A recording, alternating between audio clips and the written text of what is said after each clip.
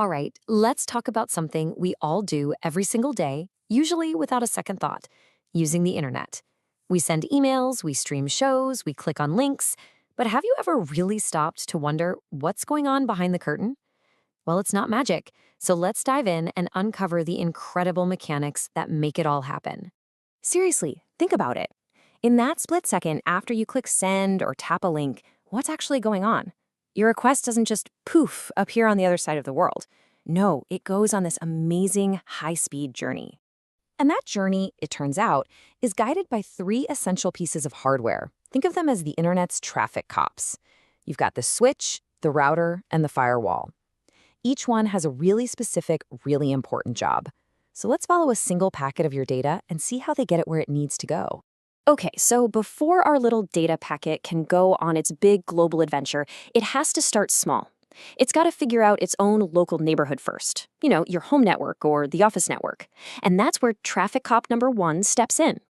And that first cop is called a switch. Its whole job is to direct traffic, but only on your local network. So when you send a file to the printer, the switch is what makes sure that file goes straight to the printer and not to, say, your roommate's laptop by mistake. It's all about smart, efficient local delivery.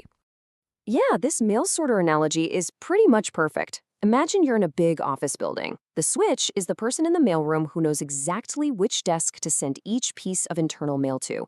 It connects your computer, your phone, your printer, all the local stuff, and makes sure messages go exactly where they're supposed to, keeping things moving fast and avoiding any digital traffic jams. But, a switch is way smarter than just a simple connector. It's running all kinds of sophisticated protocols to keep that local network healthy and efficient. You see things here like VLANs or STP. These are the tools it uses. A VLAN, for example, lets you create separate little virtual networks for different teams, say accounting and sales, all on the same physical device.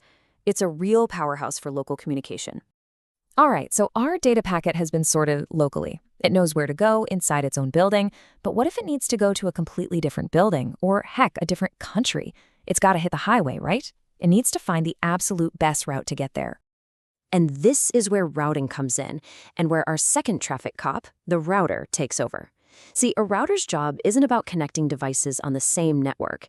Its job is to connect different networks to each other. It's literally the inter part of internet. It looks at the final destination address on that data packet and decides the most efficient path for it to take. So let's go back to our analogy. If the switch is the mailroom for one building, the router is like the main regional post office for the whole city. It's the gateway to the big, wide world. It takes a look at that global address on your data and puts it on the best digital highway to reach its final destination, even if that's thousands of miles away. Now, to make these huge decisions in microseconds, routers use some seriously powerful protocols. The most important one for the internet is BGP, the Border Gateway Protocol. You can basically think of it as the GPS of the internet. Routers are constantly using BGP to talk to each other, sharing real-time updates about traffic jams and outages to build a live map of the best and fastest routes. Okay, so our data packet has its route all planned out. But hold on a second. Before it can leave our local network or before a new packet can enter, it has to pass a security check. We can't just let anything in or out without an inspection. And that security check, that's the job of our third and final traffic cop, the firewall. Its purpose is singular and absolutely crucial: to act as a barrier between your trusted, safe internal network and the untrusted, kind of wild world of the internet. It's the guardian at the gate. The customs agent analogy is perfect here. Just like an agent at a border crossing, the firewall inspects every single data packet trying to get in or out. It checks each one against a predefined set of security rules and decides you can pass or nope, you're blocked. It's what protects your entire local network from all kinds of outside threats. So how does it do this? A firewall uses a whole arsenal of security tools, things like NAT, IPS, and ACLs. For instance, access control lists, or ACLs, are kind of like a bouncer's guest list. They have simple rules like block all traffic from this known sketchy address, or only allow web traffic into our server.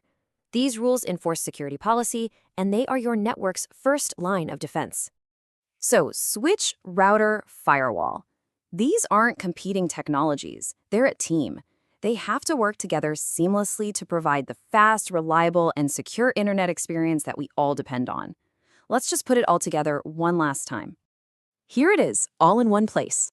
The switch is your local mail sorter, keeping internal traffic flowing nice and efficiently. The router is the regional post office, choosing the best long-distance highway.